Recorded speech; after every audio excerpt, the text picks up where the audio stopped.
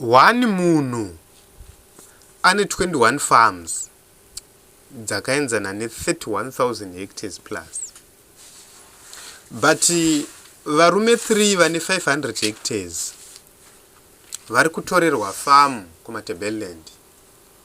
Munhu ane 21 mafarm ane 31,000 hectares. Amenoti inopinda kangani 500 hectares yana sefosami malunga yavari kutorerwa. Amenoti inopinda kangani.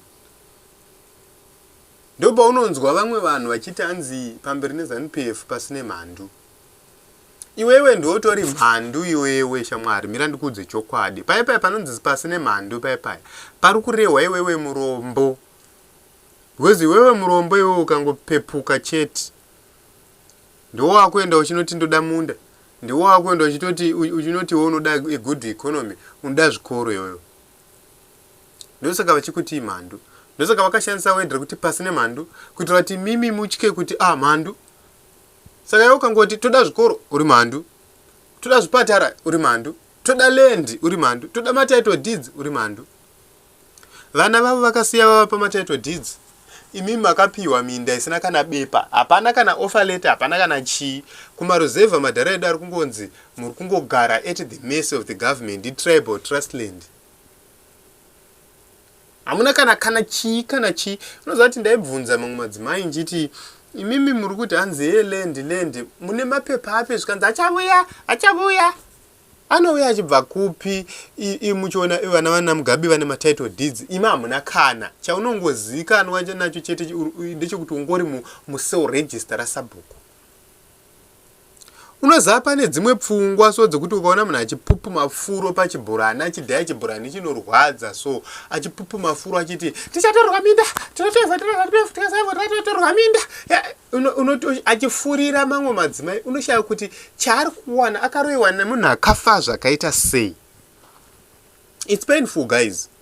I have been facing this for the past 8 months kuruzeva, trying to talk to these people, but misoro yavamwe vanhu so yakaoma.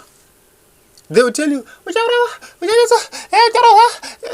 imi ndavabereki tichimborowerweiko mutemo wenyika unoti kudiko kuye opposition yacho inobvumidzirweiko kusapotwa kana tichizoirowerwa. Saka unopa unoti pfungwa dzevanhu vemuZimbabwe the reason why tichibirirwa pfungwa dzacho dzakapfugama dzakagonyana pfungwa dzevanhu vedu.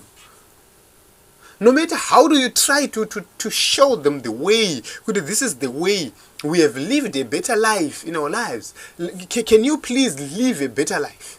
Avadi. Tugogodza tusoro twacho twakaoma kuti kongomo. But it's sad kuti vanhu 3 vaishare 500 hectares vakatorerwa.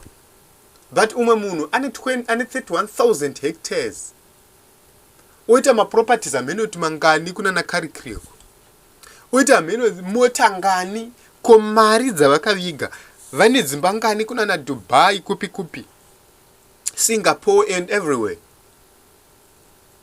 Sa guys, ndezvimwe zvezvinhu zviri kubuda pachena kuti nyika iri kukokotwa ivo vana vavo vachidya. Nyika iri kukokotwa ivo vana vavo vachibudirira. But I tell you this, change is coming to the nation of Zimbabwe. Why? Iko kunoku kumisha kune vamwe vanhu vari kutoonawo.